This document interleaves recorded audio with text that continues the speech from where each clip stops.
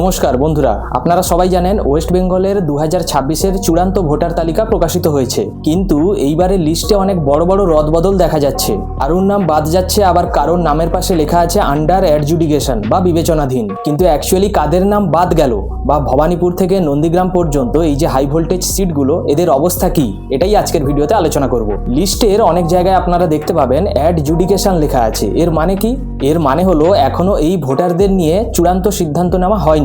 যারা ডিস্ট্রিক্ট জাজ রয়েছেন এবং অ্যাডিশনাল জাজ রয়েছেন তারা এখনো এই বিষয় নিয়ে শুনানির কাজ করছেন।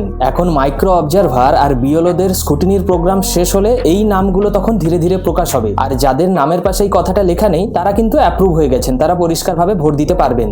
কিন্তু এখন প্রশ্ন হচ্ছে, অনেক ক্ষেত্রে দেখা যাচ্ছে যারা জীবিত আছেন তাদের নাম কিন্তু ডিলিট হয়ে গেছে, আবার যারা মৃত তাদের নাম কিন্তু এখনো লিস্টে রয়ে গেছে। একটা কেস স্টাডি করে দেখা গেছে, কাউন্সিলর দেবলীনা বিশ্বাস দেখাচ্ছেন 30-40 বছর ধরে একটা মানুষ ভোট দিচ্ছে, তার নাম কিন্তু এই লিস্টে নেই। আবার একজনের ডেথ সার্টিফিকেট জমা পড়েছে কিন্তু তারপরেও তার নাম বাদ যায়নি। তবে যদি আপনার নাম ভুল করে বাদ যায়, আপনি কিন্তু ডিইও এবং সিইওর কাছে আবেদন করবেন, দেরি করবেন না। এবার আসি ভবানীপুর নিয়ে, যেটা মমতা ব্যানার্জির কনস্টিটিউয়েন্সি। এই বিধানসভায় মোট 47,111 জনের নাম বাদ গেছে।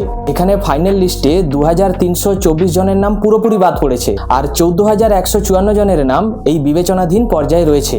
তেমনি নন্দীগ্রামেও 10,994 জনের নাম বাদ গেছে। আর যেটা চূড়ান্ত তালিকা, সেখানে কিন্তু 395 জনের নাম একদমই বাদ, মানে এরা আর ভোটই দিতে পারবে না। আর বাকি 10,600 জন এরা এখনো বিবেচনাধীন পর্যায়ে রয়েছে। তবে এই ভবানীপুর এবং নন্দীগ্রামের মতো হাই ভোল্টেজ এরিয়াগুলোতে হাজার হাজার মানুষের নাম বাদ পড়বার কারণে একটা আনসার্টেনিটি পর্যায়ে তৈরি হয়েছে। এর মানে হলো ফাইনাল লিস্ট বেরোনোর পরেও এখানকার একটা বড় অংশের মানুষ তারা এখনো কনফিউজড যে তারা ভোট দিতে পারবে না পারবে না, যেটা সম্পূর্ণভাবে ডিপেন্ড করছে ডিস্ট্রিক্ট জাজেসদের ডিসিশনের ওপরে। এখন ইন্টারেস্টিং ব্যাপার হলো, এই ভবানীপুর কেন্দ্রে যেখানে 58,000 ভোটে লিড ছিল গতবারে, অর্থাৎ মমতা ব্যানার্জি 58,000 ভোটে জয়ী হয়েছিলেন, সেই বিধানসভায় যদি এখন 14,000 ভোট বিবেচনাধীন পর্যায়ে থাকে তাহলে নিশ্চিতভাবে এর প্রভাব ফলাফলের উপর পড়বেই। ঠিক তেমনি নন্দীগ্রামেও 10,600 জন এখনও বিবেচনাধীন পর্যায়ে রয়েছেন, এর প্রভাব পুরোপুরি ফলাফলে পড়বে। আমি বলছি পুরোপুরি ফলাফলে পড়বে। এবার স্বাভাবিক ব্যাপার, যাদের নাম বাদ গেছেন ওনারা উৎকণ্ঠায় ভুগছেন।